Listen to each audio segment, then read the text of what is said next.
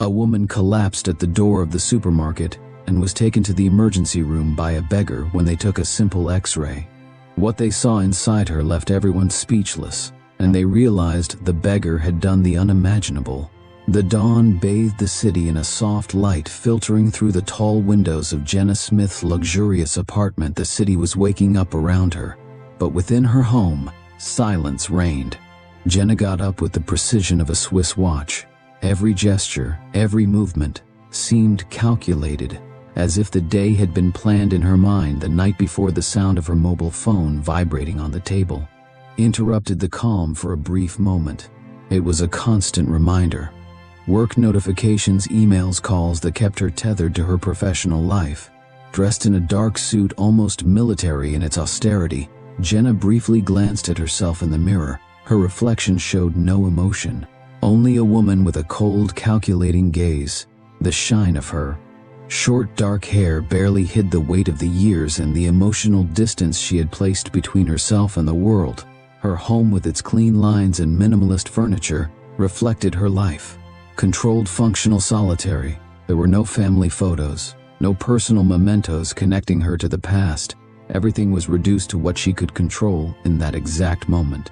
Her professional success, her reputation. Meanwhile, just a few blocks away in a secluded corner of a park, Thomas West woke up in his makeshift refuge. His body was covered by a worn blanket, and beside him a bag with a few personal belongings, all he owned in the world. The coldness of the dawn seeped into his bones, but he was used to the daily struggle.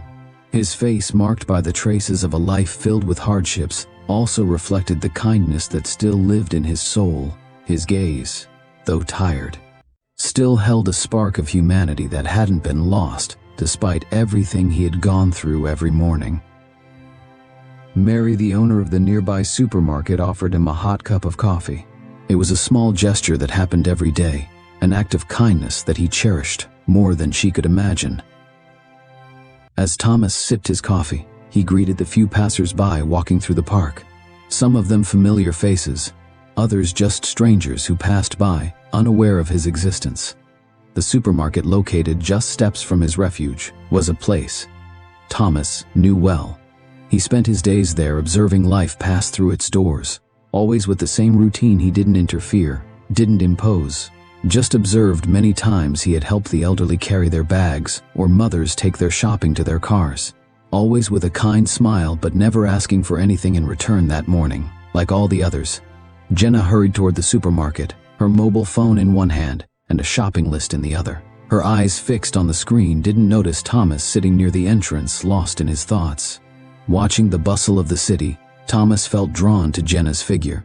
Though she didn't notice him, her face showed signs of exhaustion, but also determination, as if her life was crumbling just a little more each day. Yet no glance was exchanged. Two worlds so close in distance, but so distant in experiences and emotions, continued on their separate paths, each trapped in its own universe. Jenna entered the supermarket. With the same speed and efficiency with which she had begun her day, her thoughts were still on the phone call, her mind already ahead to the next task on her list. Meanwhile, Thomas, from his corner in the park, couldn't stop watching.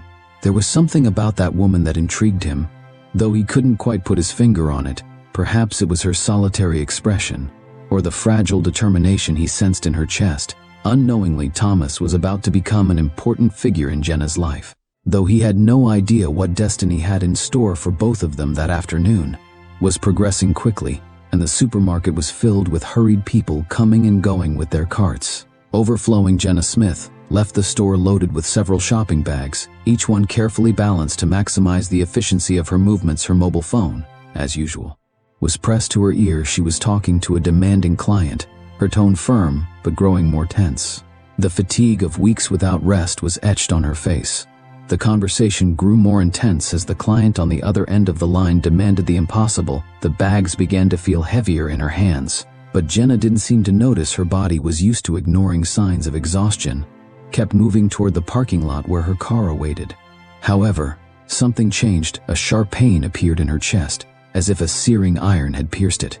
She tried to ignore it, focusing on the call, but the pain intensified, and her breathing became irregular, and a wave of dizziness clouded her vision. Jenna stopped suddenly, swaying slightly. The bags fell from her hands, spilling their contents onto the asphalt. Her phone slipped from her fingers, and the call was interrupted. She tried to cling to a nearby post, but her body wouldn't respond. Finally, as if in slow motion, she collapsed to the ground in front of the supermarket entrance, falling with a muffled sigh from his usual spot. Thomas West saw it all, the sound of the bags falling and the sight of Jenna crumbling to the ground immediately. Caught his attention. He put his coffee aside and leapt to his feet, running toward her with an urgency that startled the few passers-by who were also watching without thinking twice. He left everything behind and knelt beside Jenna. "Ma'am, can you hear me?" he asked with a mix of calm and concern in his voice. Thomas quickly checked if Jenna was breathing, though her chest rose and fell with difficulty. She was alive. His experience, accustomed to helping others even in unexpected situations, came to the forefront. He gently turned Jenna to avoid obstructing her breathing and called for help. "Someone call an ambulance," he shouted to the small crowd that had started to gather. Mary, the owner of the supermarket, rushed out upon hearing the commotion, and seeing Jenna on the ground, she gasped in horror. "Thomas, what happened?" she asked, bending down next to him. Here is the translation of the next part of the text, maintaining the duration as similar as possible. I don't know, but it seems serious. "I've already called emergency services," Thomas replied, keeping his calm. Meanwhile, he gently spoke to Jenna. "Ma'am, please stay calm. Help is on the way. You're not alone." The wait for the ambulance seemed endless. Thomas didn't stop talking to her, though Jenna didn't respond. There was something in her face that moved him, a vulnerability he hadn't expected to find in someone who at first glance seemed so strong and distant. When the siren was finally heard in the distance, a sigh of relief swept through the onlookers as the paramedics arrived, quickly assessing the situation as they worked. One of them, noticing Thomas's effort and concern, looked at him with respect. "Are you a relative?" asked the paramedic. "No, I just couldn't leave her." Like this, Thomas replied honestly. Although he wasn't a known person, the paramedics decided to let him accompany her in the ambulance, recognizing the importance of his presence at that moment. Thomas got into the vehicle without hesitation, sitting beside Jenna as they monitored. His hands, rough from years of hard work and deprivation, rested near hers as a silent gesture of support as the ambulance headed toward the hospital. Mary stayed at the supermarket door, watching how Thomas, someone most people ignored, became the unexpected hero for a woman whose life seemed so different from his. The noise in the emergency room was filled with murmurs of doctors, the constant beeping of monitors, and the sound of hurried footsteps. Jenna slowly opened her eyes, barely conscious. Her blurry vision was the first thing she noticed, followed by a dull pain in her chest and a persistent buzzing in her ears. For a moment she didn't know where she was or what had happened. She tried to move, but a firm hand gently stopped her. "Don't exert yourself. You're in the hospital," said a kind voice. It was a nurse with a serene expression. Jenna tried to remember what had happened. Vague images of the supermarket, the pain in her chest and the sensation of falling flooded her mind, but everything was confusing. The nurse explained that she had been rushed to the hospital after collapsing in front of the supermarket, and that tests were being done to determine the cause. Though her mind was foggy, she managed to ask, "Who brought me?" From the other side of the curtain, a familiar figure timidly approached. It was Thomas, still wearing his worn clothes and with an expression of concern mixed with relief. "I did, ma'am. I was nearby when it happened," he said, his voice low but firm. Jenna looked at him in confusion. Although she didn't have the strength to fully process the situation, something about the presence of this man, a stranger, gave her a sense of peace. Thomas didn't dare say more, but he had no intention of leaving until he was sure she was okay. A little while later, a middle-aged doctor with glasses and a serious expression entered with a folder under his arm. He nodded at Jenna and proceeded to explain the test results. "Miss Smith, we've done a full checkup to determine the cause of your fainting. Fortunately, there doesn't seem to be any serious damage to your heart, but there's something that caught our attention in your X-ray." Jenna frowned. Something in his tone alerted her to, "What do you mean, doctor?" "We found old fractures in several ribs. Some have completely healed, but the internal scars are unusual. These injuries seem to be the result of significant impacts. We also noticed signs of internal damage, suggesting past traumatic events." Jenna furrowed her brow, trying to make sense of what she was hearing that doesn't make sense. "I've never had a serious accident, never," she said, her voice shaky with disbelief. The doctor kept his professional tone, but his gaze reflected some concern. "I understand that this is unexpected, but these marks are consistent with severe physical injuries. If you'd like, we can explore more details in your medical history to better understand what might have happened." Before Jenna could respond, the door opened abruptly. Adrian Johnson, her lawyer and lifelong friend, hurried in. With a practiced look of concern, "Jenna," he exclaimed, walking toward her. "Are you okay? They called me from the hospital, and I came as soon as I could." Adrian turned to the doctor, adopting an authoritative demeanor. "What's going on here? What did you find?" The doctor, without losing his professionalism, explained what he had found. However, Adrian's reaction was immediate and controlling. He placed a hand on Jenna's shoulder as if to reaffirm his dominance. "I appreciate your dedication, but I'll make sure all of this remains confidential. Jenna doesn't need any more complications right now. I'll take care of everything." Jenna, still disoriented, said nothing. Her usual silence in the presence of Adrian formed a barrier. The doctor, though visibly uncomfortable with Adrian's attitude, agreed to his request. Thomas, who had been waiting in the hallway, watched the scene from a distance. Although he didn't hear the entire conversation, something in the interaction between Adrian and Jenna deeply unsettled him. The way Adrian touched her and spoke for her felt strange, almost oppressive. Inside him and in the air, an inexplicable certainty that something was deeply wrong. While Adrian spoke with the doctors and arranged everything, Thomas decided to stay a little longer. Something in his instincts told him that this was not the end of what had begun that day at the supermarket door. The hospital room was dim. Jenna, sedated after the tests and meeting with Adrian, rested in a white bed surrounded by machines monitoring her condition. Her face, usually cold and controlled, was now relaxed and vulnerable. The hallway was silent, except for the occasional steps of nurses and the distant murmur of patients in other rooms. Meanwhile, Thomas West, after hours of waiting at the hospital, decided to return to the supermarket. Although he knew he had no obligation to stay there, a strange feeling kept him tethered to that woman, something in her tired eyes and in the way Adrian behaved. Dee with her had moved and worried him equally. Upon arriving at the supermarket, Mary greeted him with her usual warmth. Without waiting for an explanation, she invited him to the back room, where the smell of freshly brewed coffee filled the small space. Thomas sat down, accepting a cup. With gratitude, Mary watched him for a moment, noticing the tension in his posture. "How is the lady?" asked Mary, serving herself a cup as well. Thomas took a sip of coffee, searching for words. "The doctors said she's stable, but they found strange things in her body, scars, old fractures. They say they're from a long time ago, but she doesn't remember anything about it." He paused and looked at Mary seriously. "And that man who was with her, Adrian, he doesn't sit right with me. He seems more concerned with controlling everything than actually helping her." Mary nodded slowly, sensing the genuine concern in Thomas's voice. "Sometimes those who seem to have they are the ones who suffer the most inside," she said with a wisdom that came from years of observing the people who passed through her business. The conversation took a more personal tone. Thomas, feeling at ease, began to share part of his story. He talked about how years ago he'd been a schoolteacher with a happy life alongside his wife and daughter. Everything changed one fateful night when a drunk driver crashed into the car his wife and daughter were traveling in. The accident was devastating. Both died instantly. "Since then, I haven't wanted to move on," Thomas confessed, his voice breaking with the contained emotion. "I left my job and my house. Everything. I ended up on the streets, not because I couldn't find another way, but because I felt like I didn't deserve it."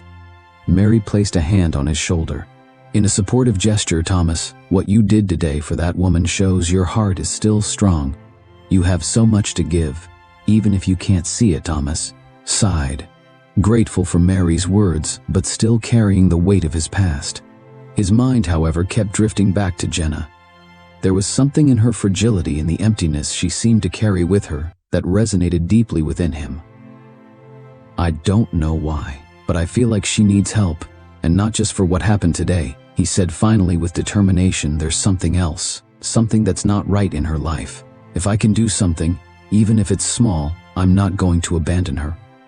Mary, although worried about what this decision might imply, smiled warmly. "What you feel is right, Thomas. Sometimes a small gesture can change a life." As the night went on, Thomas reflected on his words, though he couldn't fully explain it. He knew that his encounter with Jenna wasn't a coincidence. There was something in her vulnerability that awakened in him a protective impulse, a need to be useful to redeem his past. By helping someone who seemed as broken as he was unknowingly, that encounter would mark the beginning of a connection that would transform both their lives. The sunlight streamed through the white curtains of the hospital room, illuminating the tense faces of Jenna and Adrian. She sat in silence on her bed, her eyes lost in the urban landscape beyond the window.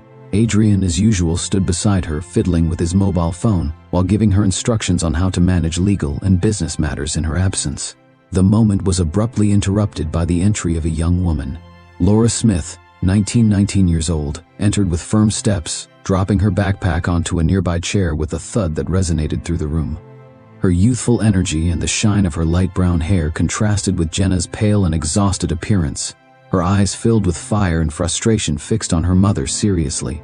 "Mom, you weren't even going to tell me you were in the hospital," she exclaimed, crossing her arms, her tone, though, filled with anger. All hinted at genuine concern.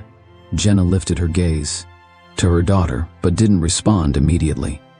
The tension between them was palpable, as if an invisible wall separated them. Adrian, observing the interaction, intervened before Jenna could speak. "Laura, your mother's been through a lot these days. Maybe you should calm down a bit before making this harder," he said with his usual condescending tone. Laura turned her head toward him, shooting him a look of pure disdain. "You don't have the right to tell me how to talk to my mother," she replied, her restrained fury leaving Adrian momentarily speechless. The confrontation made Jenna feel even smaller. Her gaze shifted between her daughter and Adrian, unable to find the right words to ease the situation. Finally, she took a deep breath and spoke in a tired tone. "Laura, I didn't want to worry you. It was just a fainting spell. The doctors are already checking everything." Laura is still upset, pulled out some photos from her backpack and placed them on the table next to Jenna's bed. They were old pictures from family events and work gatherings, and some of the bruises on Jenna's arms and face were barely visible. But now, with the context of the medical diagnosis, they took on new meaning. "And this, were you going to hide this from me too?" Laura said, pointing to the images. "What's going on with you, Mom? Don't tell me you don't know where these marks came from." Jenna stared at the photos, and for a moment something seemed to break in her expression. However, as quickly as it appeared, that vulnerability was replaced by her usual mask of control. "Laura, these photos don't matter. It's not something you need to worry about right now," she replied, looking away. Laura let out an incredulous laugh, filled with bitterness. "Of course it matters. You can't keep ignoring everything like nothing's happening. She stopped herself, closing her eyes to calm down. "I just want to know the truth, Mom, but if you're not going to tell me, at least stop pretending that everything is fine." The silence that followed was more eloquent than any words. Laura stood up from the chair. She grabbed her backpack and walked toward the door. Before leaving, she turned one last time toward Adrian. "And you don't try to tell me what to do again. I've never trusted you, and every day you give me more reasons not to." With those words, she left the room, leaving Jenna in a state of internal conflict. Adrian, visibly upset, tried to soften the tension. "Don't worry about her. Jenna, Laura is young and impulsive. She needs time to understand things." Jenna didn't respond. Her gaze was fixed on the photos on the table, as if they were searching for an answer. She couldn't find Adrian, realizing that his words weren't having any effect, left the room with an excuse. Leaving Jenna alone with her thoughts in the hallway, Laura walked quickly, trying to hold back her tears. She knew there was more behind all this, something her mother wasn't willing to reveal. And even though she couldn't stand the feeling of helplessness, she wasn't willing to give up. In the room, Jenna continued staring at the photos. Her hands trembled slightly. She held one of them, while her memories struggled to emerge from the darkness in which she had buried them. Though she wouldn't admit it out loud, she knew Laura was right. The time had come to face what she had been avoiding for so long. Night slowly fell over the city, bringing with it an unsettling silence that filled Jenna's hospital room. The constant hum of the heart monitor and her soft breathing were the only sounds that broke the stillness. Jenna, lying in bed, stared at the ceiling. Her mind wouldn't rest. Tormented by Laura's words, the photos she had left on the table, and the old fractures the doctors had found in her body, she closed her eyes trying to find refuge in sleep. But instead of rest, what came was something completely different. In her mind, a fragment of a memory appeared that she hadn't visited in years. A dark road under a furious storm, the sound of rain hitting the windshield, and the roar of thunder filled the air. Her hands were tense on the wheel, her knuckles white from the strength with which she gripped it. Suddenly, a male voice interrupted the chaos, shouting something. But the words were incomprehensible, drowned out by the storm. Then an impact, the sensation of being thrown forward, blinding lights enveloping everything, and then silence. Jenna woke up. Suddenly, her heart pounding fiercely, and a cold sweat covering her forehead. Her hands trembled as she tried to calm herself. She knew this wasn't just any dream. It was something more, something her mind had buried. And now it was starting to surface the next day. Small images and sensations began to assault her at unexpected moments. The smell of burnt rubber, the sight of broken glass on the asphalt, and the echo of an angry argument that she couldn't quite place. These scattered memories left her disoriented. Unable to focus on anything else, every time she tried to recall them more clearly, panic paralyzed her in an attempt to maintain control. Jenna decided to distract herself by reviewing the medical results she had received. She looked at the X-rays showing her old injuries, trying to rationalize that the disturbing memories were just the product of stress and circumstances, but deep down, she knew it wasn't that simple. Something in those images triggered an uncomfortable feeling she couldn't ignore. That night she returned to bed, hoping that fatigue would make her sleep. However, the fragments of the memory returned with more intensity. This time she could see a more familiar face in a heated argument inside the car, and the heart-wrenching scream of someone trying to stop her. Again, the crash, the pain, the confusion, and then emptiness. Jenna woke up once more, gasping for air. Her hands gripping the sheets, she felt that each image brought her closer to a truth she had been avoiding for years, but facing it seemed impossible. It was as if an invisible barrier within her prevented the pieces from fully fitting together. In the solitude of the night, Jenna realized that these memories weren't going to disappear on their own. Though she wanted to cling to the rationality that had governed her life, something inside her told her she couldn't keep ignoring what her mind was trying to reveal. For the first time, she felt the weight of a truth she had kept hidden even from herself, and the fear that would come with confronting it. On the other side of the city, Thomas was also awake, sitting on a bench in the park, reflecting on the recent events. Although he couldn't explain it, he felt there was something more behind Jenna's situation. It was as if they were connected in a way he couldn't yet comprehend, and though he didn't know it, that very night both of them were beginning to unearth the pieces of a puzzle that would change their lives forever. In the calm of the dawn, Thomas sat on the bench in the park where he usually began his days. However, that morning was different. His mind was occupied with the fragments of information he had gathered over the past days. Something didn't add up. Jenna Smith's story, the scars, Adrian's controlling attitude, and his own intuition told him there was more behind the facade of that woman with a tired gaze at Mary, who was passing by to pick up the newspaper to open her supermarket. Noticing Thomas's thoughtful expression with a hot coffee in hand, she approached and sat next to him. "You seem more worried than usual," she commented softly. Offering him the cup, Thomas thanked her for the gesture and took a sip, feeling the comforting warmth of the coffee in his hands. "It's Mrs. Smith." "Jenna, something's not right in her life. Mary, the scars the doctors found, her distant behavior, and that man Adrian. I don't know what it is, but there's something dark in all of this." Mary looked at him for a moment before responding, "If you feel you can help her, you should do it. But be careful, Thomas. Some truths can be more complicated than they seem." After a long silence, Mary had an idea. "I know someone who might be able to help you. Hector Gonzalez was my husband's friend. Before he passed away, Hector is a retired police officer who worked for many years. Now he works independently, helping to solve complicated cases. Maybe he can shed some light on this." Although Thomas hesitated at first, he decided to follow Mary's advice. That same afternoon, she arranged a meeting with Hector at a nearby cafe. When Thomas arrived, he found a man with a weathered face, graying hair, and eyes that seemed capable of seeing beyond appearances. "So you're the man who helped that woman at the supermarket?" Hector said, his tone a mix of curiosity and skepticism. "Mary told me about you." Thomas explained everything he knew about Jenna, her inexplicable injuries, and how Adrian seemed to control every aspect of her life. Hector listened attentively without interrupting, taking notes in a well-worn notebook. When Thomas finished, the ex-police officer looked at him. "Seriously, this doesn't sound like a simple coincidence if the scars are as severe as you say, and if Adrian is so involved in her life. There may be something darker behind it. Let me take a look at the records. I'll search for any accidents or incidents that might be related to her, or to that man." Adrian Hector promised to investigate in the public files and contacts he still had in the police. Although he had left the force years ago, his reputation as someone who could uncover the truth remained intact that night. As Thomas walked back to the park, he felt a mix of hope and anxiety. For the first time, he felt he was doing something meaningful, something that could make a real difference. However, he also knew he was stepping into unknown territory, facing someone who seemed to have a power and influence that went beyond what was evident in the hospital. Jenna woke up from another disturbing dream. Unable to escape the fragmented memories that continued to assault her, she still didn't know that, just a few kilometers away, someone was beginning to unravel the secrets she herself had buried so deeply in his small, makeshift office.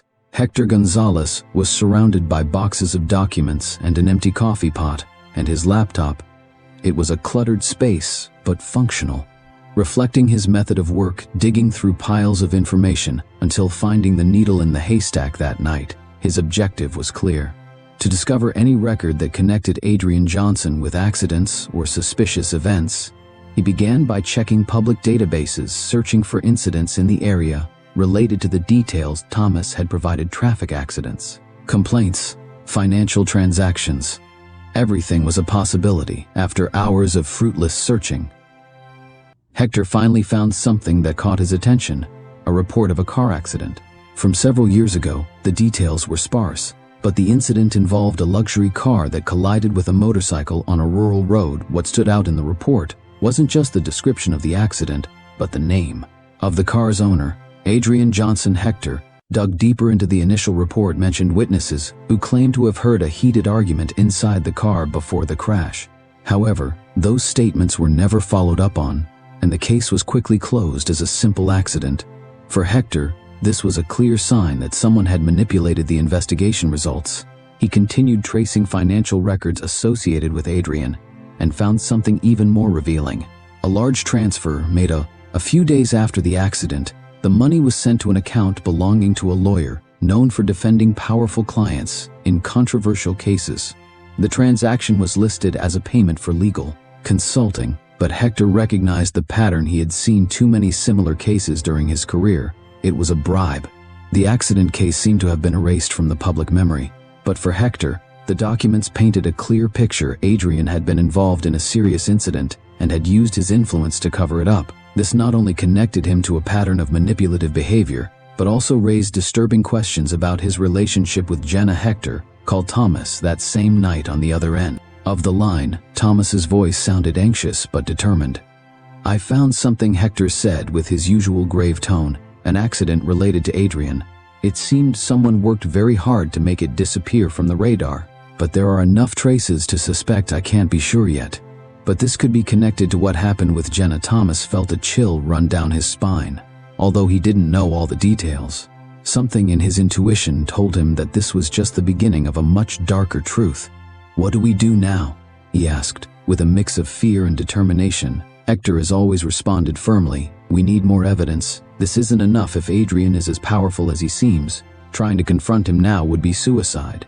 Let me keep digging in the meantime. Stay close to Jenna.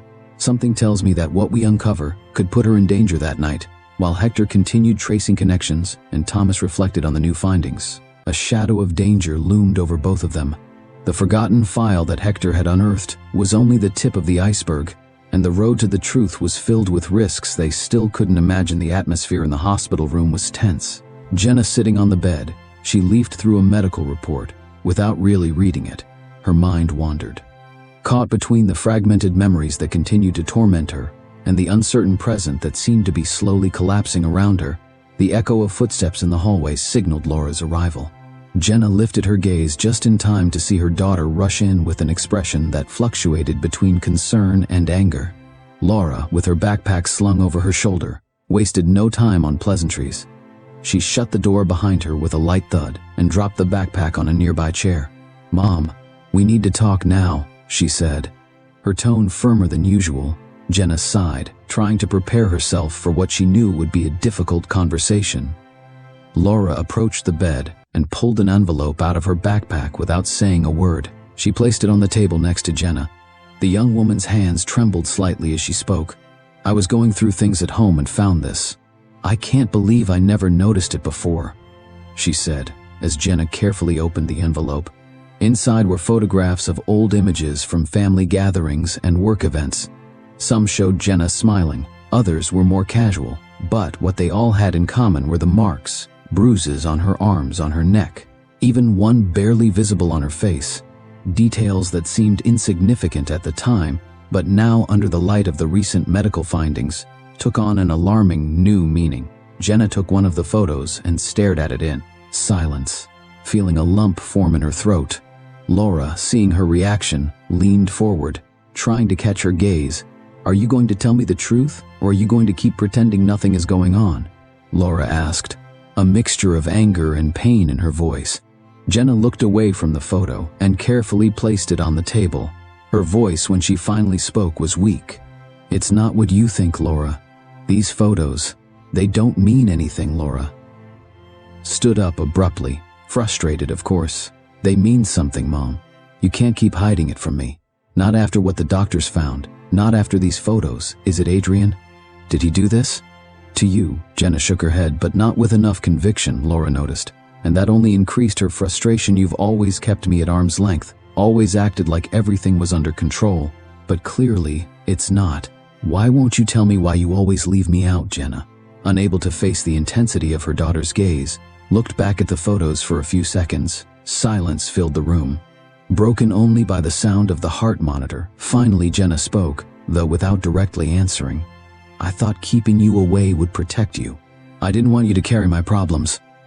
Laura closed her eyes and clenched her fists, trying to hold back the tears that threatened to fall when she spoke. Her voice was softer but still firm. "Mom, you can't protect me from something that's already there.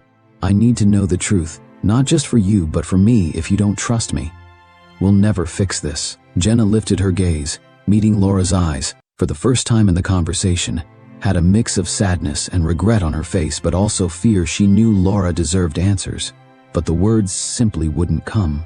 It was as if an invisible barrier kept her trapped. Finally, Laura took a step back, grabbing her backpack with a sharp movement. "Fine, you're not going to speak, but I'm not going to sit here waiting. If you don't tell me the truth, I'll find it out on my own," she said before leaving the room, slamming the door harder than necessary. Jenna was left alone, staring at the photos Laura had left. She knew her daughter was right. The time had come to face what she had buried for so long. But fear still paralyzed her in the hallway. Laura walked quickly, wiping away the tears falling down her face. She knew her mother was trapped in something much bigger than she was willing to admit, and although she didn't know how, she was determined to uncover the truth, even if it meant confronting the ghosts of her mother had tried to hide for years. Adrian Johnson, always impeccable and confident, was sitting in his office. A sophisticated space decorated with dark wood and minimalist details in front of him. A series of papers and charts showed the financial movements and corporate decisions of Jenna Smith's company, though his face maintained the calm demeanor he used as a mask. His eyes revealed unusual tension. He had started noticing small changes. Jenna was more distant, less dependent on his advice and decisions. Furthermore, Laura's attitude, clearly hostile toward him, hadn't gone unnoticed. Something was changing, and Adrian couldn't afford to lose control with precise movements. He took his phone and made a few strategic calls. He contacted some of the company's key partners, organizing private meetings, where he carefully began to sow doubts about Jenna's stability. "I'm deeply concerned about Jenna," he said, in a tone of feigned compassion during one of these meetings. "Her health has been a delicate issue lately, and although she's a brilliant professional, I think we should start considering a contingency plan in case she needs to take some time off." The partners, some moved by genuine concern and others by hidden ambitions, nodded at Adrian's words. He was a master at manipulating situations, presenting himself as an ally while slowly destabilizing Jenna in her own professional environment, but his control wasn't limited to the company. During one of his visits to the hospital, Adrian arrived with flowers and a smile that barely hid his true intentions. Jenna, still weak and emotionally drained, received him with the same coldness she had been showing him in recent days. "How are you feeling today?" Adrian asked, placing the flowers in a vase on the table next to the bed. "I'm better," Jenna replied, avoiding looking directly at him. Adrian sat down in a nearby chair and crossed his legs, his tone becoming more serious. "I've been handling some things at the company. Nothing to worry about, but I thought you'd want to. I know some partners are getting uneasy about your condition. You know how this world is always so competitive." Jenna, though physically tired, she caught the implication in his words. She lifted her gaze and met Adrian's eyes, which watched her with an intensity that couldn't be described as genuine concern. "Adrian, I don't need you handling anything on my behalf," she said firmly, though her voice trembled slightly at the end. Adrian smiled, but the smile didn't reach his eyes. "Of course, I'm just trying to help as I always have, but I have to be honest. Jenna, if you start acting recklessly, you could put yourself in a dangerous position for you and for Laura." Jenna felt a chill run down her spine. Though his words weren't a direct threat, the subtext was clear. Adrian wasn't going to let her break free from his control without consequences. When Adrian left the room, his face changed completely. Instead of the warm smile he had shown Jenna, a cold and calculating expression took its place as he walked down the hallway. He pulled out his phone and sent a message. To one of the most influential partners at the company, he had to accelerate his plan to destabilize Jenna before she had a chance to react that night, while Jenna tried to fall asleep. She felt the weight of Adrian was a constant shadow in her life. She knew she couldn't trust him, but confronting him seemed impossible in her current state. However, deep down something was beginning to change. Laura's words and the images from the past kept resonating in her mind. Maybe, just maybe, the time had come to challenge Adrian and take control of her life back. Meanwhile, Adrian was at his home, reviewed a notebook with detailed notes on Jenna's movements. He had taken copies of her contacts and messages from her phone during one of his visits to the hospital. He was prepared to use anything to maintain his position. To him, Jenna was just another piece on the board, and if she became an obstacle, he wouldn't hesitate to remove her from the equation. Night fell over the hospital, and the dim light covered Jenna's room like a heavy cloak. She lay in her bed, eyes wide open, unable to sleep. The fragmented memories and tensions from the previous day mixed in her mind, creating chaos she couldn't escape outside. The city lights flickered, indifferent to the torment consuming her. She closed her eyes, trying to find respite, but what came was even more disturbing. In her mind, a dream appeared. That didn't seem like just that she was driving on a dark road with the sound of rain pounding on the windshield was deafening. Her hands trembled on the wheel, and a male voice shouted something beside her. Though the words were indistinct, the anger and tension were palpable. The argument intensified, and then a flash, blinding lights, a loud crash, the screeching of metal against metal, and then silence. Jenna woke up with a start, her heart racing, her breath quick, and a cold sweat covered her forehead. She instinctively touched her ribs, feeling the invisible marks of that moment that was now starting to make sense. Could it be that this dream was a memory? If so, what did it mean? Meanwhile, throughout the day, the fragments of memory continued to haunt her. As a nurse changed her bandages, a flash of highway lights invaded her mind. Then, looking at the glass of water on the table, she remembered the raindrops sliding down the car window that night. Each image was more vivid than the last, but none of them offered clear answers. In the afternoon, Adrian visited her again. He entered the room with his usual smile, carrying a bag with her favorite things. However, Jenna greeted him with an icy silence. It wasn't the kind of complacent silence he was used to, but one laden with distrust. "I brought you some food and your documents. I thought you might need them," he said, placing the bag on the table. Jenna observed him for a moment, her eyes evaluating him in a way that Adrian immediately noticed. "Thank you," she responded finally, without emotion in her voice, as Adrian checked his phone. Jenna let slip a question that caught him off guard. "Were you with me the night of the accident?" Adrian looked up, his expression subtly changing, but enough to confirm Jenna's suspicions. Kept his composure, but his tone betrayed a slight nervousness. "Nervousness? What accident?" "I don't know what you're talking about," he replied, Pretending confusion, Jenna stared at him, recalling fragments from her dream.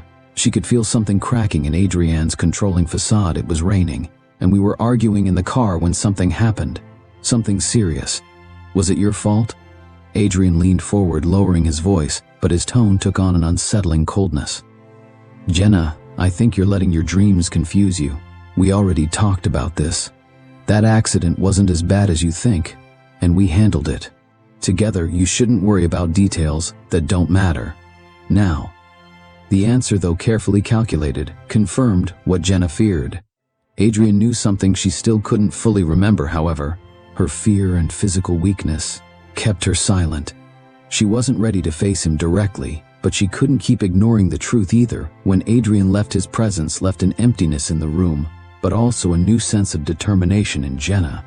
She knew she couldn't trust him, and that the truth, no matter how terrifying, was close to coming to the surface for the first time. In years, she felt that the control Adrian had held over her life was starting to crack that night as she tried to sleep. The memories turned with more clarity in the car. Adrian's face was tense and angry. The highway lights illuminated his aggressive gestures as he tried to wrest control of the wheel from her. The crash, the lights, the pain. Everything was starting to fit, but there were still missing pieces.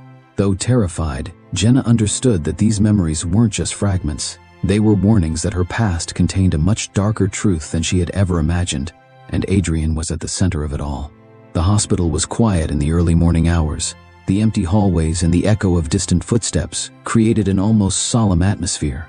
Thomas, with exhaustion evident on his face, walked down the long corridor to Jenna's room. He had spent the entire night reflecting on Hector's revelations and the growing certainty that Adrian posed a real threat to her. When he entered, he found Jenna awake, sitting by the window. The soft light of dawn illuminated her figure. Though she seemed calmer, there was a weight in her eyes, as if the memories that had tormented her for days had left an indelible mark. When she heard the door, she turned slowly and saw Thomas with a slight smile of greeting. "How are you feeling today?" he asked, with his usual calm tone. Jenna looked at him for a moment before responding, "A little better, I guess, but I can't stop thinking about all this. The memories, the scars. Adrian, nothing makes sense." Thomas sat down in a chair near the bed, his posture relaxed but his expression serious. After a few seconds of silence, he decided to speak. "Mrs. Smith, Jenna, there's something I want to share with you. Something about me that might help you understand why I'm here." Jenna looked at him with curiosity, leaning slightly forward. "Go ahead," she said, with a hint of intrigue in her R voice. Thomas took a deep breath before beginning. His voice was calm, but filled with contained emotion. "A few years ago, I had a completely different life. I was a school teacher, married to a wonderful woman, Valeria, and a father to a daughter, who was my world, Camila. We lived modestly, but we were happy. Everything changed one night, when a drunk driver crashed into the car my wife and daughter were in. They died instantly." Jenna noticed how Thomas's eyes began to water, though his voice remained steady. "I tried to move on, I really did, but the emptiness they left." He paused, searching for the words. "It consumed me. I quit my job, my house, everything. I ended up on the streets, not because I didn't have options, but because I didn't have the strength to keep going." Jenna listened intently, feeling an unexpected connection to Thomas's pain. He continued, looking at his own hands as if he could find the answers in them. "When I saw you collapse that day, I don't know why, but something about you reminded me of Valeria, that strength that tries to hide. The pain, I know it well. I couldn't just stand there and do nothing." Jenna didn't know what to say. Right away, there was something in Thomas's story that resonated deeply with her. After a moment, she spoke. Carefully, "I'm so sorry for what happened, Thomas. I can't imagine the pain you must have felt." Thomas nodded gratefully for her words. "Thank you, but I'm not telling you this so that you feel sorry for me. I'm telling you because I want you to know that I understand what it's like to be trapped by the past, by the mistakes of others, and because I think you're facing something you can't handle alone." Jenna lowered her gaze. Processing what she had just heard made her feel a mix of gratitude and vulnerability, emotions she wasn't used to sharing with anyone. Finally, she lifted her gaze and met Thomas's sincere eyes. "Maybe you're right, but I don't know where to start. I don't know how to face all of this." Thomas smiled slightly. showing a warmth that contrasted with his tired appearance. "You don't have to do it alone.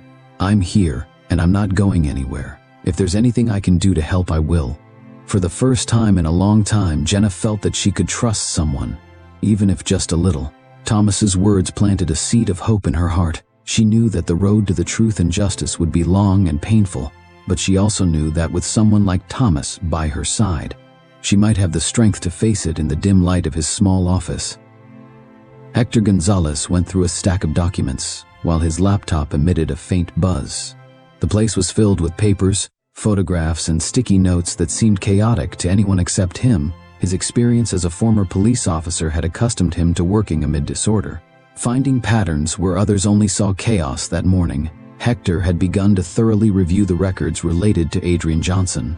The digital and physical files he had obtained contained incomplete details, as if someone had carefully tried to erase any compromising trace. But Hector knew that traces always remained. It was just a matter of looking in the right places. After hours of work, he found a document that stopped him in his tracks, a preliminary report of a car accident that occurred several years ago. In the report, it described a luxury car, owned by Adrian Johnson, involved in a crash with a motorcycle. The case notes indicated that there were witnesses who had heard an argument inside the car before the impact. However, those statements were not included in the final file, and the case was quickly closed. Something about the details struck him as suspicious. Hector knew from experience that closing a case with so many irregularities required a good amount of influence and money. With a click, he accessed the banking record he had obtained through old contacts in the police force. There he found what he was looking for: a significant transaction from a business account linked to Adrian to the lawyer of the motorcyclist involved in the accident. The transfer was listed as legal fees, but the amount was disproportionate for a case of that nature. It was clear that Adrian had paid for silence and cooperation from the other side. Hector didn't stop there. He continued reviewing the files related to Jenner Smith and discovered an alarming detail. There was another accident in the records, one that involved a car matching the description of Adrian's vehicle. This case was filed as a minor incident, but the medical reports associated with it showed severe injuries that matched the fractures and scars found on Jenna's body. With these clear connections, Hector took meticulous notes. He knew he was beginning to unearth something bigger than he had anticipated. Andrea had not only covered up the accident, but he had also manipulated everything to his advantage, leaving Jenna trapped in a web of power and control. Finally, Hector found an even more chilling detail in Adrian's financial records. Another similar transaction appeared, but this time related to the accident that had marked Thomas's life, a transfer made to a public official responsible for the case of the drunk driver who had killed Thomas's wife and daughter. Though the details were vague, the connection was enough for Hector to start connecting the dots.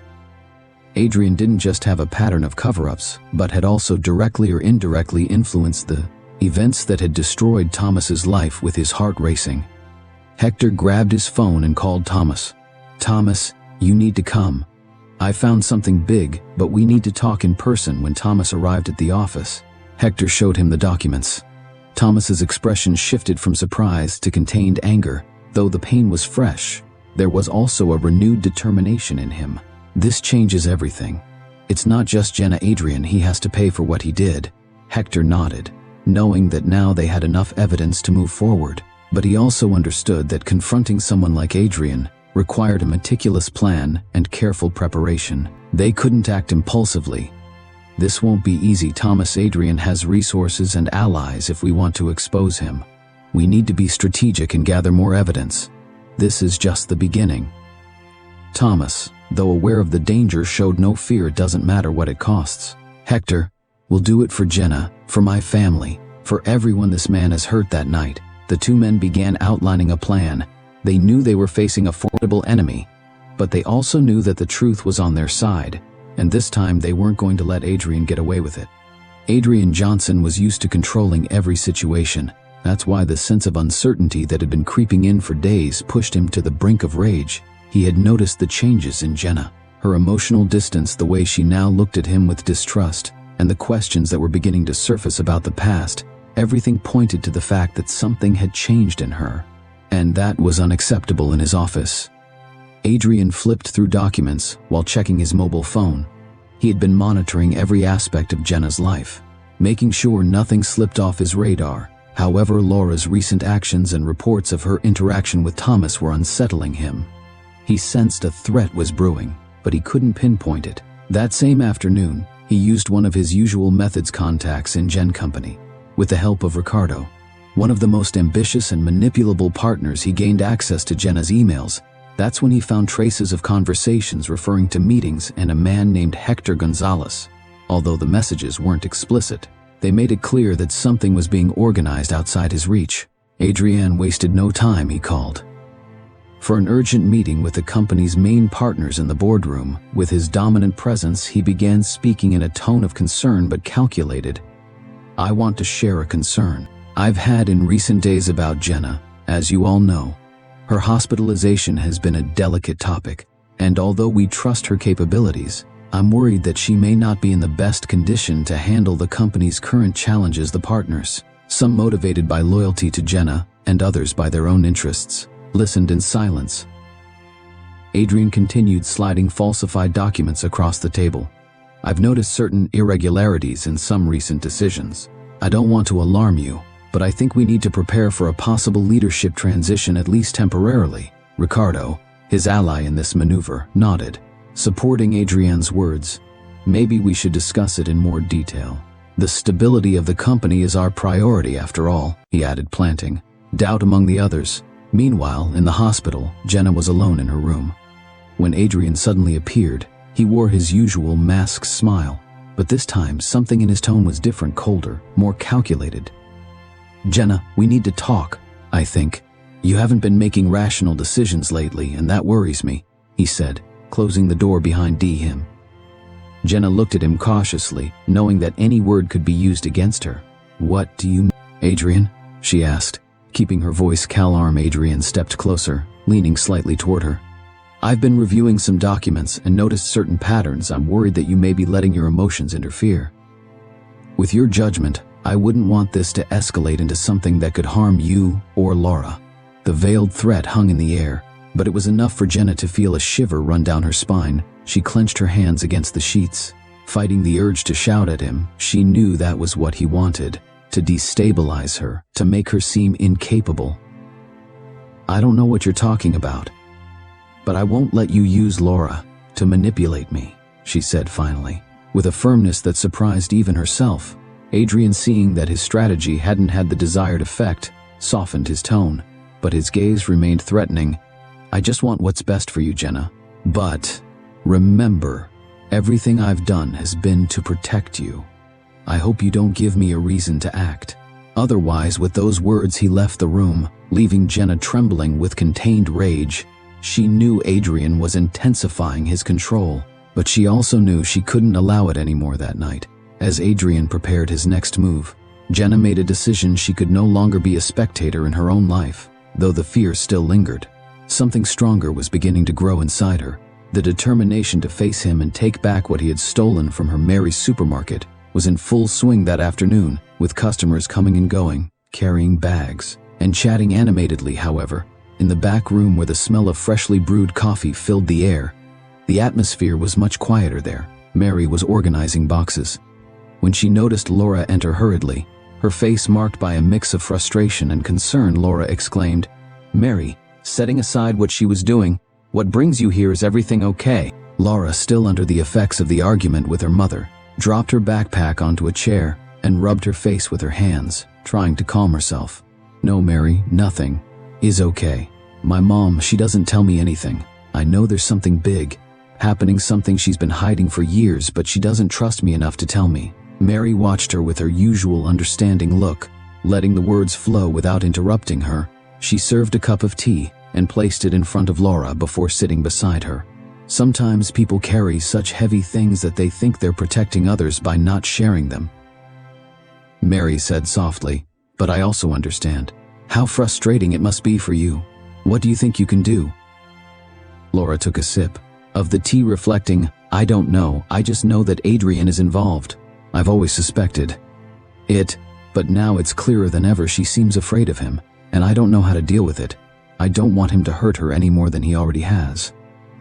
Mary nodded, carefully evaluating the situation. After a moment, she made a decision. "Laura, there's something you should know. Thomas and Hector are investigating Adrian. They've been working on this since your mother was hospitalized. I think you should talk to them. They may need your help, and you need the truth." Laura, surprised, set the cup of tea down on the table. "Thomas, the man who helped my mom and Hector. Who is he?" "Hector is a friend of mine, a former police officer who specializes in solving complicated cases. Thomas contacted him because he felt something was off with all this, and Hector has already discovered some important things. But they're being cautious because they know that Adrian isn't someone to be played with." Though Laura initially hesitated, she knew she couldn't sit on the sidelines. If these men were willing to help her mother, she would too. Mary took out her phone and arranged a discreet meeting in the supermarket's back room. That same night, when the time came, Thomas and Hector entered through the back door. Briefly greeting Mary before meeting Laura, Hector, with his seasoned look and direct attitude, placed a thick folder on the table. "Laura, thanks for coming. We know this is hard, but we also believe you can be a key piece in helping your mother," Hector said straightforwardly. Laura nodded, eager to know more. "Tell me everything you know. I want to help." Hector opened the folder and began explaining the findings so far: the covered-up accident, Adrian's suspicious financial transactions, and the connections linking him not only to Jenna's past but also to the case that had destroyed Thomas's life. Laura listened intently, her expression shifting from surprise to anger. "I knew he was dangerous, but I never imagined he was this corrupt," she said finally, her voice filled with indignation. Thomas interjected, his tone more conciliatory. "Laura, I know this is a lot, but your mother needs support now more than ever. If we work together, we can expose Adrian, but we need stronger evidence, and anything you can tell us or help us uncover will be crucial." Laura looked at the men in front of her, feeling for the first time in a long time that she had a clear purpose. She knew that confronting Adrian wouldn't be easy, but she was willing to do it for her mother. "I'm in. I'll do whatever it takes." Mary, who had been watching from a corner, she smiled with pride.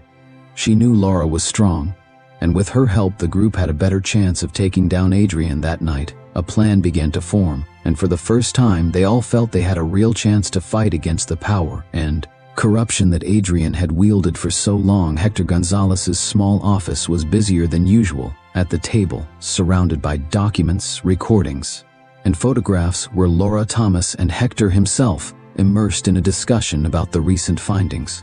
The air was thick with tension and determination, as the former police officer drew lines on a diagram he had drawn on a worn whiteboard. "Look at this," Hector said, pointing with a red marker to 2 points on his diagram. "Here we have the accident Jenna was involved in, and here the case that destroyed Thomas's life."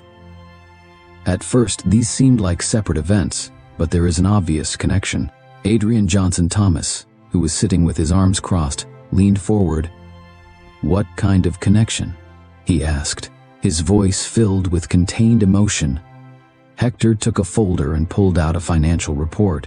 Adrian made 2 significant transactions shortly after both incidents. One to silence the witnesses of Jenna's accident, and another to manipulate the case of the drunk driver who killed your family. Both transactions were made from the same corporate account linked to one of his shell companies. Silence took over the room as everyone processed the magnitude of the revelation. Laura was the first to break it. "So that means Adrian not only manipulated my mom's life, but also Thomas's. Why would he do something like that?" Like this, Hector set down the marker and crossed his arms. "That's what we're still trying to figure out. But what's clear is that Adrian has a pattern. He uses his power and influence to cover up his crimes and maintain control. Jenna and Thomas are just 2 of the victims of his web of corruption." Thomas lightly hit the table with his fist, his gaze fixed on the documents. "For years I blamed myself for what happened to my family. I thought it was a senseless tragedy. But now, knowing this man is behind it all," his voice cracked, but he quickly regained his composure. "I can't let him keep doing this." Laura, although visibly affected, took Thomas's hand, an unexpected but comforting gesture. "You're not alone in this. We're going to stop him together," she said with a determination that surprised even herself. Hector, seeing the resolve in both of them, nodded. "We have enough evidence to link him to the cover-ups, but we need something more solid to make sure he can't slip away. A confession directly incriminating documents." Something that will clearly tie him to the crimes. Laura lifted her gaze, an idea beginning to form in her mind. Adrian has always been careful, but he trusts too much in his position of power. If we can catch him off guard, he might make a mistake. Maybe I can get close to him and get him to say something. Thomas and Hector looked at her with concern. Hector was the first to speak. That would be very risky. Adrian isn't someone who forgives mistakes, and if he suspects you, you could be in danger. Laura nodded, understanding the risks, but her determination didn't waver. I know, but we can't wait for him to make another move. If I can find something or make him talk, it'll be the blow we need. Hector took a moment to consider the proposal before speaking. If you decide to do this, we need to make sure you're protected. We'll equip you with a recording device and ensure someone is nearby to intervene if necessary. Thomas, though clearly uncomfortable with the idea, nodded slowly. If you're going to do this, Laura, promise me you won't take unnecessary risks. I can't bear the thought of something happening to you. Laura smiled warmly at him. I promise, Thomas, but I also promise I won't let Adrian get away with it. That night the group began planning their next steps. Each of them knew the path they were taking was dangerous, but they also knew they couldn't turn back. Adrian had controlled their lives for far too long, and now with the truth starting to come to light, they were more determined than ever to face him and expose him for what he truly was. Mary's supermarket back room had become the group's makeshift headquarters. On a worn table, Hector had arranged documents, diagrams, and photographs, detailing the connections between Adrian Johnson and his many crimes. The room was filled with tension, but also with a collective determination that united everyone present. Hector took the floor, his tone grave but full of authority. We have solid evidence, financial transactions, cover-up reports, and witness statements. I've managed to track him down, but we still need something definitive to tie him down. We need direct evidence that will incriminate him without a shadow of a doubt. Thomas, leaning against a wall, crossed his arms and looked at the documents. And how do we get that Adrian isn't going to leave a written confession lying on the table? Laura, sitting at the table with a furrowed brow, lifted her gaze. We can make him talk. He trusts that he has everything under control. But if we confront him at the right moment, he might make a mistake. Maybe he'll confess something without realizing it. Hector nodded, evaluating the idea. It's possible, but it would have to be in an environment where he feels safe. If he suspects we're recording or watching him, he won't take the risk. Mary, who had remained silent until then, stepped forward. The supermarket is a neutral place. Adrian wouldn't suspect that something important could happen here. Plus, there's always movement, which could cover any surveillance. The group began to discuss the details. Hector proposed a plan to equip Laura with a hidden microphone that would record any conversation with Adrian. Thomas, though reluctant to expose Laura to danger, finally agreed with the condition that someone be close at all times to intervene if things got out of control. We can't afford mistakes. Hector warned Adrian is smart, and he won't hesitate to use his influence to attack if he feels we're cornering him. Laura, with determination in her eyes, responded, I know what I'm getting into. If I can be the key to stopping him, I'm willing to do it. That night, while the group finalized, the details of the plan began to take shape. Laura would approach Adrian under the pretense of wanting to talk about her mother and the recent issues at the company. Hector would handle setting up the recording equipment and make sure everything was in order, while Thomas and Mary would act as close support, ready to intervene if anything went wrong. When everything was decided, the group dispersed, each reflecting on the risks they faced. Laura, in particular, felt the weight of what she was about to do. What she knew was entering enemy territory. But she also knew it was the only way to protect her mother and expose the truth. That night, as she looked at her reflection in the mirror, Laura reminded herself that she wasn't alone. She had Thomas, Hector, and Mary backing her, and more importantly, she had the strength of knowing that she was fighting for something much bigger than herself. The hospital room was shrouded in almost complete silence. Jenna sat on her bed, her gaze lost in the urban landscape. Beyond the window, the afternoon was slowly advancing, bathing everything in a golden light that seemed indifferent to the weight in her chest. Laura entered softly, closing the door behind her. Her face showed a mix of concern and resolution. Mom, Laura said, approaching and sitting in the chair beside the bed. We need to talk, and this time I'm not accepting excuses.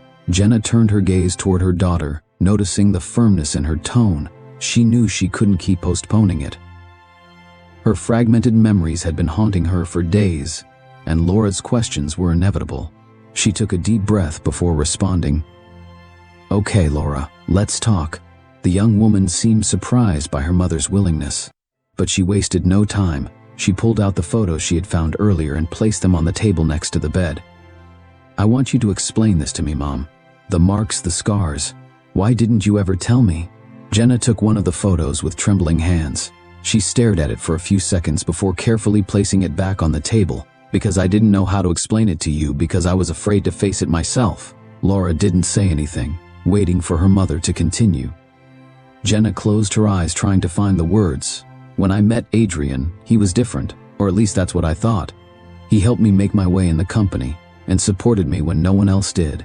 But over time, everything changed. His support became control, and his concern became manipulation. At first, it was just words, comments that made me doubt myself. Then there were decisions he made without consulting me, and eventually, it became physical." Laura clenched her fists as she listened to these words, but she forced herself to stay calm and not interrupt her mother.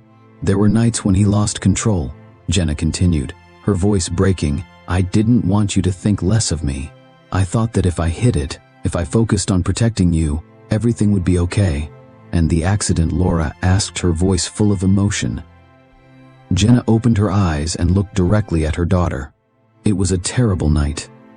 Adrian and I were arguing in the car I was driving, and he was furious. He tried to take control of the wheel," and she paused, her voice trembling. "We crashed.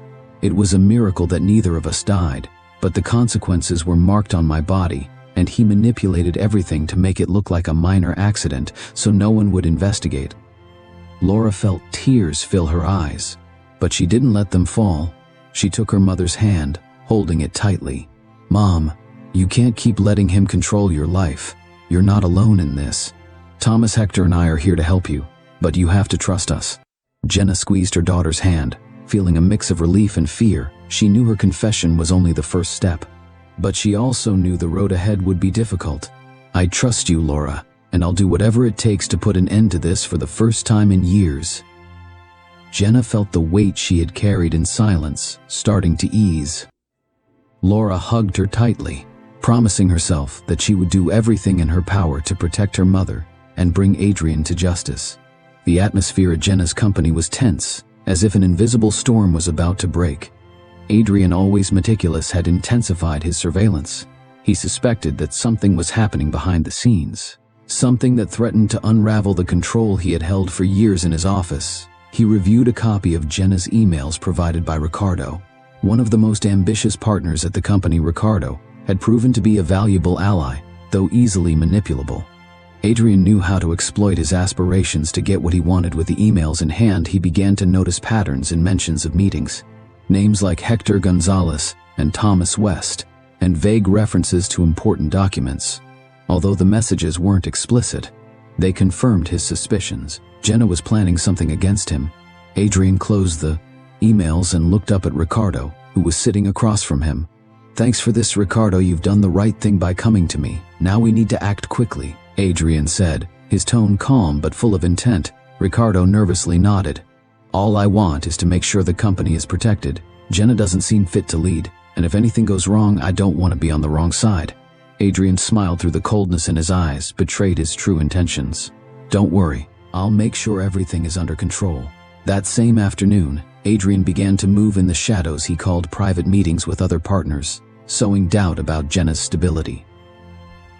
"I know we all trust her, but her recent hospitalization and evasive attitude aren't encouraging signs. If we don't act, we could put the company at risk," he told them, using a tone of rehearsed concern.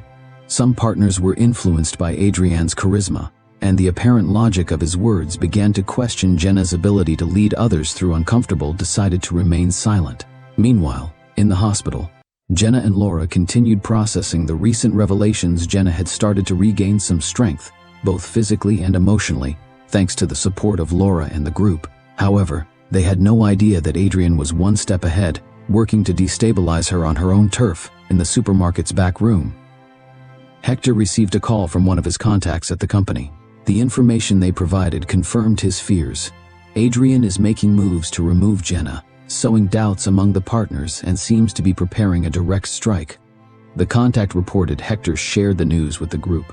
That same night, Laura, upon hearing what Adrian was doing, felt a wave of anger. He can't get away with this. We have to stop him before he achieves his goal, she said, clenching her fists. Hector nodded, but his tone was cautious. This means he feels cornered if he's acting this quickly. It's because he knows we're close to uncovering something big. We have to play our cards.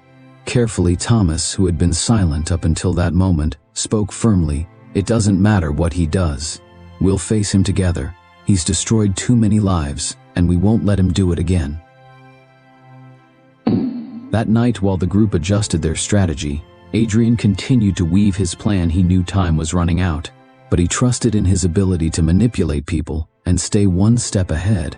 However, he had no idea that Jenna, with the support of Laura and the team, was closer to confronting him than he realized. The night had fallen over the city, covering it with a blanket of shadows and flickering lights in a quiet corner near the park where Thomas used to spend his days. The man walked in. Silence, hands in the pockets of his worn jacket. He was lost in thought, reviewing the plan the group had devised to confront Adrian Johnson. Every step was crucial, and he knew that any mistake could put Jenna and Laura in even greater danger. The roar of an engine broke the tranquility of the place. Thomas looked up just in time to see a black car stop abruptly next to him. The driver's door opened, and Adrian Johnson stepped out, impeccably dressed but with a dark expression on his face. This was not the polished, controlled Adrian that others knew. This was a man who radiated threat. "Thomas West, right?" Adrian said, walking toward him with firm steps. Though his tone was almost casual, there was an edge in his words that made Thomas brace himself. "Who's asking?" Thomas replied, not backing down. Though his heart was pounding, Adrian smiled, but it didn't reach his eyes. "You know exactly who I am. I've been hearing some interesting things about you lately. Seems like you've been getting into matters that don't concern you." Thomas stared at him, refusing to be intimidated. "If by matters that don't concern me you mean protecting Jenna and Laura from someone like you, then yes, I'm involved, and I'm not backing down." Adrian took a step closer, invading Thomas's personal space. "You don't understand what you're getting yourself into. You're nothing but a nobody, a bum, living off the charity of others. What do you think you can achieve by facing me?" he said with palpable disdain in his voice. Thomas gritted his teeth, but remained calm. He remembered the recording device Hector had given him. Before he left the supermarket, he was carrying it hidden in his jacket pocket, recording every word of what I am or am not. "Doesn't matter, Adrian. What matters is what you've done. You've hurt too many people, and someone needs to stop you." Adrian let out a short laugh devoid of humor. "Stop me if you want." He shook his head, as if the idea seemed absurd to him. "You have no idea the extent of my power. I could make you disappear tonight, and no one would notice." Thomas felt a chill run down his spine, but he didn't let fear overtake him. Instead, he took a step forward, matching Adrian's intensity. "You're a coward, Adrian. You hide behind your money and influence because you know that if people knew who you really were, you'd have nothing but that mask you wear is about to fall. And when it does, everyone will see the miserable man you are for a moment." Adrian's face hardened, revealing his true nature. Then he regained his composure and leaned slightly toward Thomas. "This is a warning. West, stay away from Jenna and my life. If you don't, I assure you, you'll regret it." With those words, Adrian turned and walked back to his car. Before getting in, he turned around one last time. "Remember my words. Next time I won't be so kind." The car roared to life and disappeared into the darkness.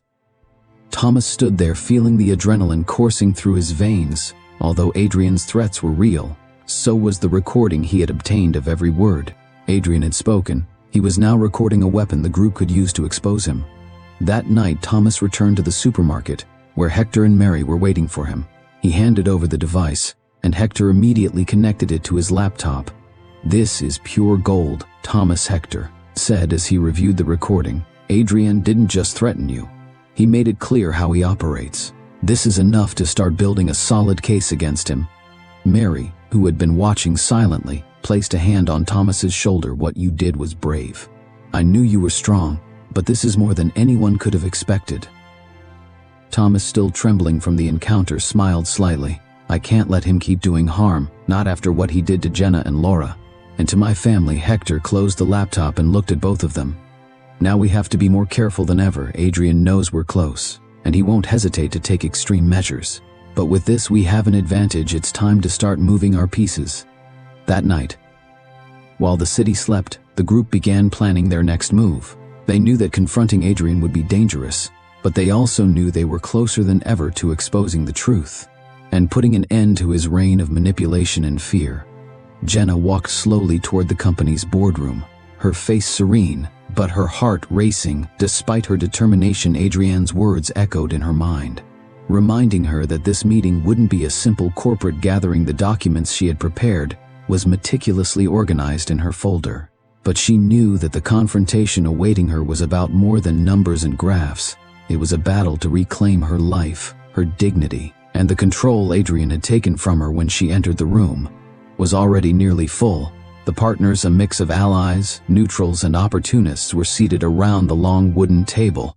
Adrian occupied his usual spot at the end, his posture relaxed, but his eyes fixed on Jenna with a glint of challenge. A calculated smile curved his lips, as if he had already decided the outcome of the meeting. Jenna greeted briefly and took her seat. She took a deep breath and placed her folder on the table. She knew the tension in the air was palpable, and that everyone was anxiously awaiting the outcome of the meeting. Adrian was the first to speak, his tone full of false concern. Jenna, it's a pleasure to see you. Here, I know your recovery has been a difficult process, but I want you to know that we're all here to support you. Jenna looked up, meeting his gaze for the first time in a long while. She didn't feel afraid. Thank you, Adrian. But I'm not here to talk about my recovery today. I'm here to talk about this company and what's been going on while I was away. Murmurs began to circulate in the room. Some partners exchanged looks, surprised by Jenna's direct tone. In recent weeks, I've noticed irregularities in some of the decisions made in my absence, she continued. Questionable financial transactions, meetings held without my knowledge, and a pattern of behavior that puts the company's stability at risk. Adrian maintained his smile, but his posture stiffened slightly. Jenna, I understand your concerns, but we've done everything possible to keep things in order while you were recovering. Perhaps we should discuss these concerns privately before alarming everyone else. Jenna ignored his suggestion, pulling a set of documents from her folder. I have proof of the irregularities I'm referring to, transactions made from accounts linked to this company but with questionable destinations, and most alarmingly, patterns that suggest these decisions weren't just made without my authorization, but were deliberately concealed. She placed the documents on the table, sliding them towards the nearest partners. The room fell silent as the papers passed from hand to hand. The expressions of the partners ranged from surprise to discomfort and skepticism. Adrian, seeing the situation slip out of his control, decided to take the offensive. He stood up from his seat, projected a mix of indignation and calculated calm. This is unacceptable. Jenna, accusing without evidence is dangerous for all of us. I've always acted in the best interest of this company, and in your absence, I took on responsibilities that frankly no one else was willing to take on. Jenna looked at him firmly, unshaken by his tone. I'm not accusing without evidence, Adrian. These documents speak for themselves. But if you think this is everything, you're wrong. At that moment, the door to the boardroom slammed open. Hector Gonzalez and Thomas West entered, carrying a laptop and a thick folder. The partners turned around surprised while Adrian furrowed his brow, visibly irritated. Who are they? Adrian asked, feigning confusion. Jenna stood up, pointing to Hector.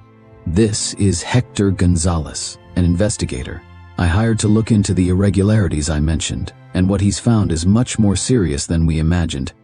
Hector connected the laptop to the projector and began speaking with his authoritative and direct tone. Ladies and gentlemen, what you're about to see is a collection of evidence linking Adrian Johnson to fraudulent transactions, cover-up legal incidents, and abuse of power within this company.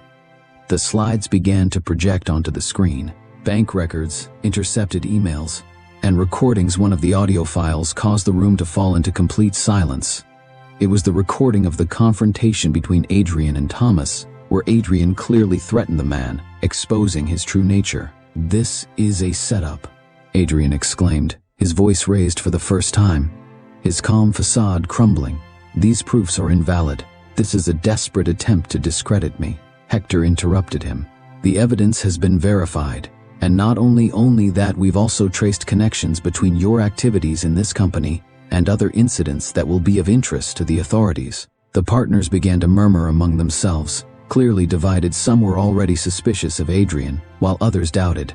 Still under his influence, Adrian, seeing he was losing ground, turned toward Jenna, pointing an accusatory finger at her. This is personal vengeance, isn't it? You can't accept that this company is bigger than you, and now you're trying to destroy me. Jenna looked at him steadily, her voice calm but full of conviction. This isn't personal. Adrian, this is justice for all the people you've manipulated, controlled, and hurt. And today it ends. At that moment, several partners stood up from their seats, demanding an immediate meeting to discuss the evidence and decide Adrian's future with the company. Meanwhile, Hector and Thomas was ready to take the evidence to the authorities. Adrian stood there, his face hardened. Aware that his world was crumbling for the first time, he realized that he had underestimated Jenna and the allies she had found in her fight. Jenna watched as chaos unfolded in the boardroom. The partners exchanged heated words. Some reviewed the evidence Hector had presented, while others remained silent, clearly disturbed by the magnitude of what had been revealed. Adrian, though still trying to project authority, couldn't hide the tension in his face. He knew that the control he had maintained for years was disintegrating. Hector, with his usual unflappable demeanor, closed the laptop and addressed the group. The evidence you've just seen is only part of the picture. We've also prepared a detailed report that will be submitted to the relevant authorities. This isn't an internal matter, ladies and gentlemen. We're talking about serious crimes that affect not only this company, but the lives of many people. The silence that followed was interrupted by the trembling voice of one of the partners. If all of this is true, we can't allow Adrian to continue here. His presence puts our reputation at risk and, frankly, our operations. Adrian slammed his fist on the table, his facade finally crumbling. This is a F, he exclaimed, looking at the partners with contempt. Are you going to believe a group of manipulators who shouldn't even be here? This is a personal attack against me, led by Jenna, because she can't stand the idea that someone else might be better than her in this business. Jenna stood up from her seat, her gaze fixed on Adrian. This isn't personal, Adrian. This is for all the people you've hurt, for the lies you've told, and for the lives you've destroyed to protect yourself. Your time is up. Adrian tried to counterattack, but Hector interrupted him. With a cold smile, there's something else you might be interested in, Adrian. We haven't just discovered your financial and legal crimes.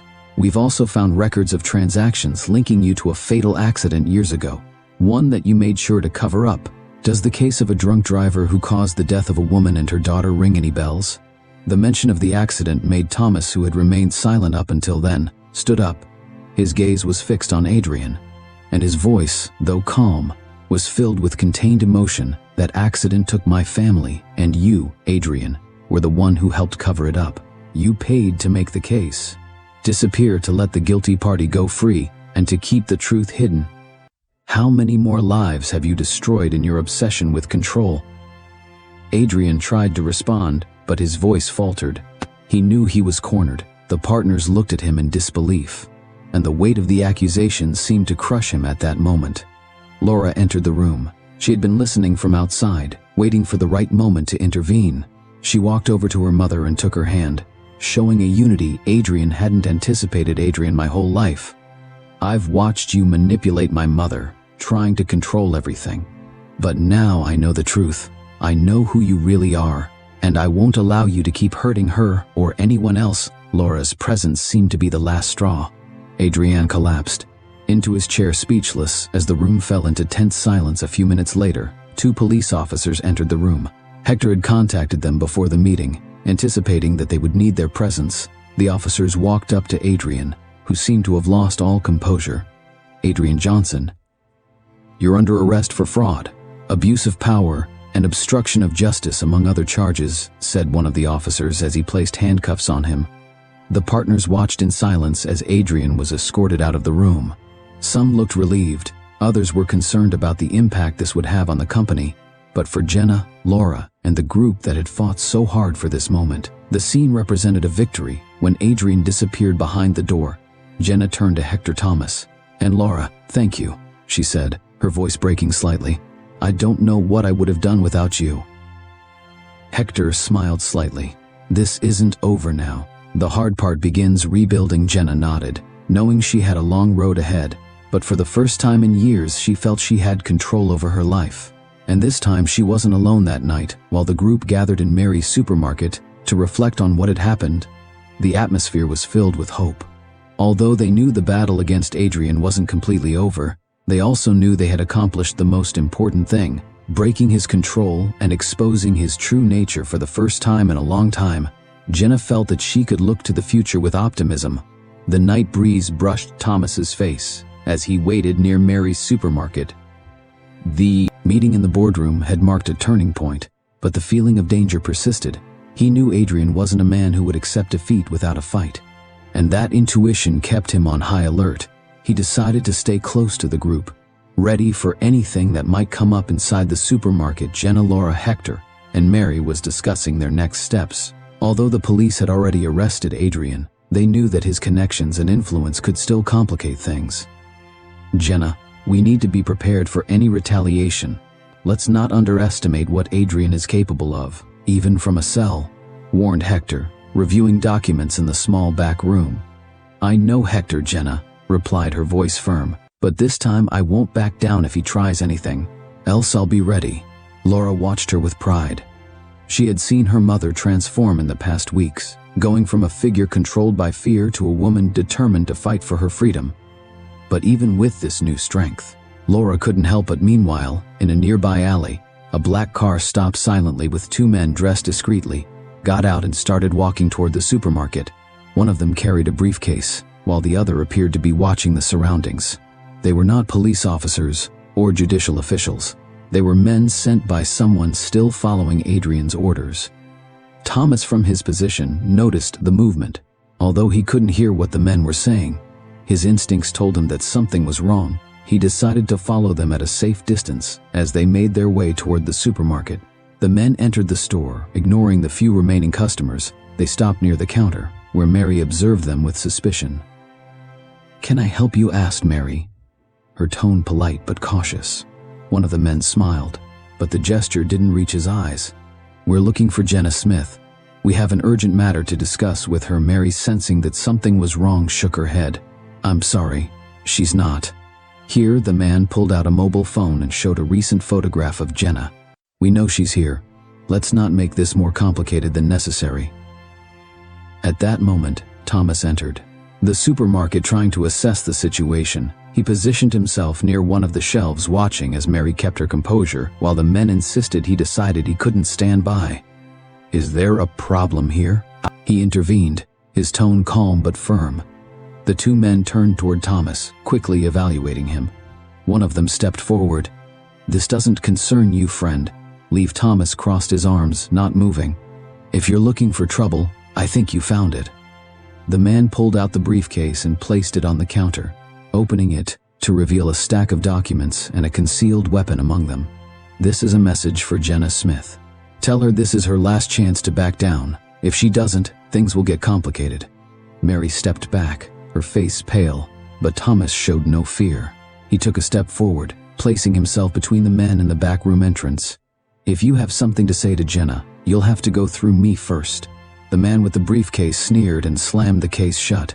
"You are asked for this." The second man advanced toward Thomas, attempting to intimidate him with his size, but Thomas, with quick and precise movements, shoved him into a shelf, knocking it over. The ensuing fight was short but intense.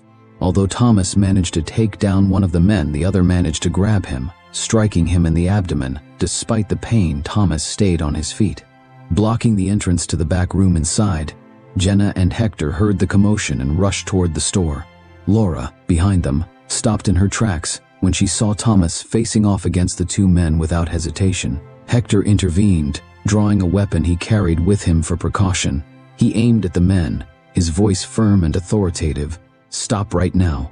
This is no longer a game." The men, realizing they were outmatched, slowly backed off. One of them picked up the briefcase, but not before casting one last glare at Thomas. "This isn't over," he said before running off with his companion. When it was all over, Thomas leaned against one of the shelves. Breathing heavily, Jenna and Laura rushed toward him. "Are you okay?" Jenna asked. Concerned, Thomas nodded, though he was clearly in pain.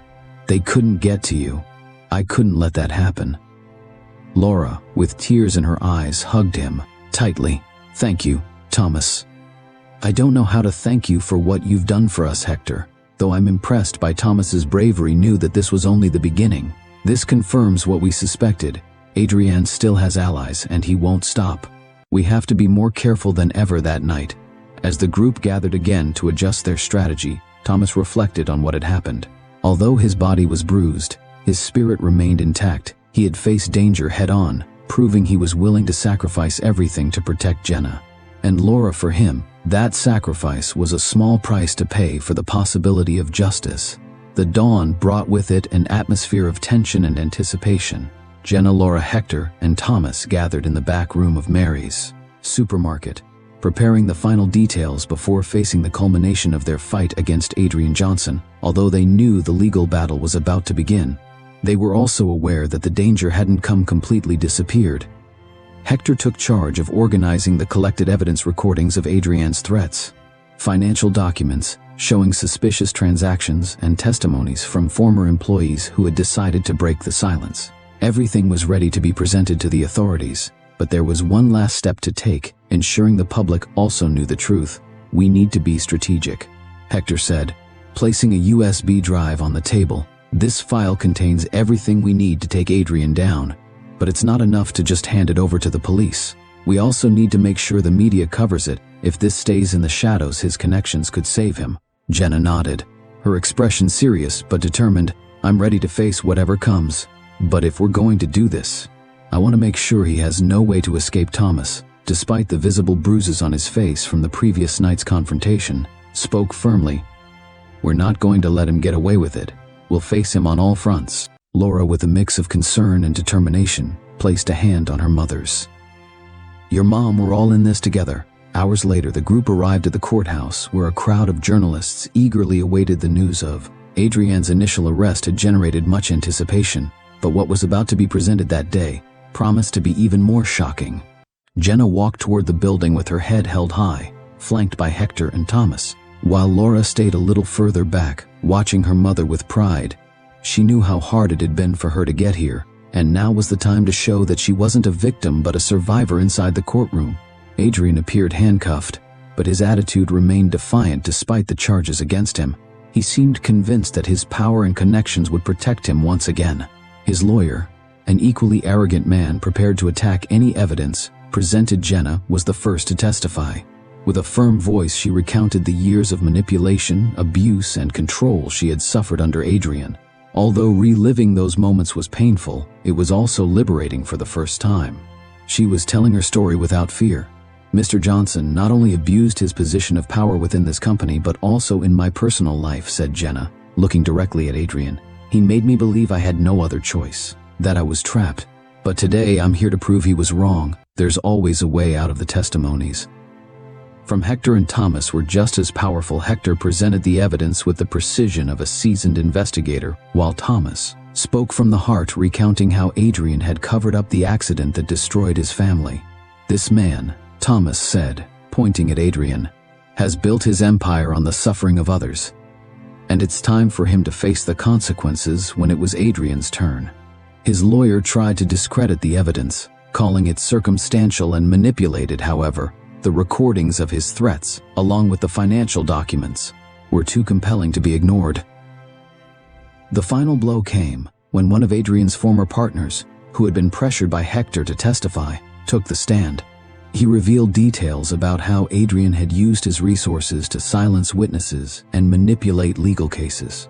Over the years, as the trial continued, the media began broadcasting live from outside the courthouse. Public opinion quickly rallied in support of Jenna and the other victims. The hashtag Justice for Jenna became a trending topic, and social media flooded with messages of support. When the judge finally announced his decision, the room fell silent. The court finds the defendant, Adrian Johnson, guilty of corporate fraud, evidence tampering, physical and emotional abuse, and obstruction of justice. Jenna felt a wave of relief wash over her for the first time in years. She could breathe without feeling Adrian's weight on her shoulders. Laura hugged her tightly, while Thomas and Hector exchanged satisfied glances. Adrian, on the other hand, remained still, his face reflecting a mixture of disbelief and contained fury. He knew his world had come to an end. That night the group gathered at Mary's supermarket to celebrate. Although the battle had been hard, the victory tasted like freedom. Mary, always practical, served coffee and cake, while everyone shared stories and smiles. "This wouldn't have been possible without all of you," Jenna said, raising her cup. "I don't know how to thank you for what you've done for me and for Laura." Thomas, with his usual modesty, shook his head. "You don't have to thank me, Jenna. We did it because it was the right thing to do, and because no one deserves to go through what you went through." Hector, ever pragmatic, added, "This isn't just about justice for you, Jenna. What we've accomplished here sends a message to anyone who thinks they can abuse their power. We've shown them that we're not alone, and that together we are stronger." The group raised their glasses, knowing that although their fight had ended, the lessons learned and the connections forged would remain forever. The dawn of a new day came with a fresh air that seemed to heal the wounds of the past. In the park where Thomas used to begin his mornings, he was now sitting on a bench watching as the first rays of the sun illuminated the city beside him. Jenna and Laura joined him. The scene was peaceful, but full of meaning. After everything they had faced together, it was time to look toward the future. "It's strange to think about how all of this started," Jenna said, breaking the silence of her voice. Though soft, had a renewed firmness. "If I hadn't fainted that day in front of the supermarket, I'd probably still be trapped." Tomas smiled slightly, looking toward the horizon. "Sometimes the smallest thing can change our lives. A decision, a moment, they can make all the difference." Laura, sitting next to her mother, took her hand. "What matters is that we're here together. We've overcome so much, and now we can start anew." The following days were filled with activity. Jenna began working on restructuring her company, making sure the corrupt practices that Adrian had implemented were eliminated. She also dedicated time to strengthening relationships with the partners who had supported her struggle, making it clear that her leadership would now be based on transparency and empathy. Meanwhile, Laura decided to get involved in a project she had discussed with her mother: the creation of a foundation to help victims of abuse and manipulation.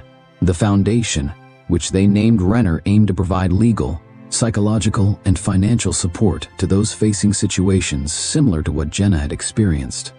"This is more than a project," Laura said during a meeting in the foundation's makeshift office. "It's a way to ensure that what happened to us doesn't happen to others." Thomas, who also attended the meeting, volunteered to help with the foundation's community initiatives. His experience on the streets and his connection with vulnerable people made him ideal for the role.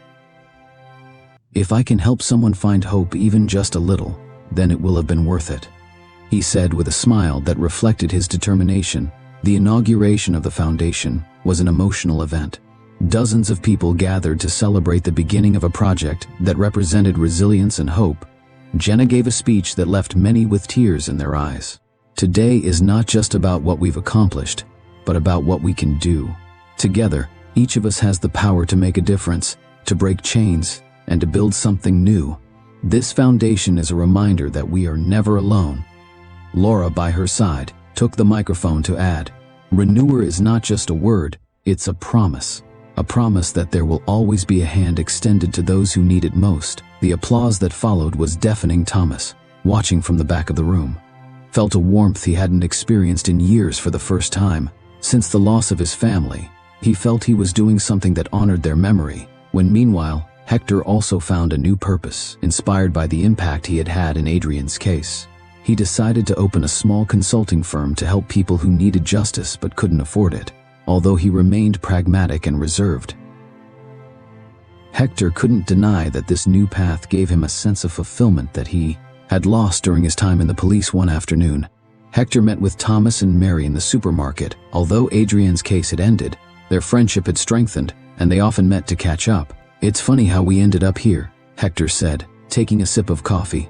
"All of us with our own stories, but connected by something we never could have foreseen." "I guess that's what life does," Mary replied, smiling. "It puts us on paths we never expected, but ones that end up being the ones we need the most." In the months that followed, the changes were evident. Jenna's company began to thrive under her renewed leadership. Gaining the respect of her employees and partners, the Renessa Foundation became a refuge for many, helping them rebuild their lives. And although Thomas continued living a simple life, he now did so with a purpose that filled him with satisfaction. One day, while Jenna and Laura was visiting Thomas in the park, Laura took out a small wooden box and handed it to him. "This is for you, Thomas. A thank you gift." Thomas opened the box and found a wooden plaque with the inscription, "For your bravery and unwavering heart. You will always be part of our family." Thomas looked at both women, his eyes filled with tears. "I don't know what to say. I never imagined anything good would come from all of this, but here we are, and I couldn't be more grateful." And this is where our story ends today. A story that reminds us that cage truth and unity can overcome even the darkest shadows. If you enjoyed this emotional journey, don't forget to leave your like, subscribe, and share it with someone who needs a little hope in their life. Thank you for joining us until the end. Remember, there's always a new beginning waiting, and you're never alone in your struggle. See you in the next video, where a new story will be ready to be told. Take care, and see you soon.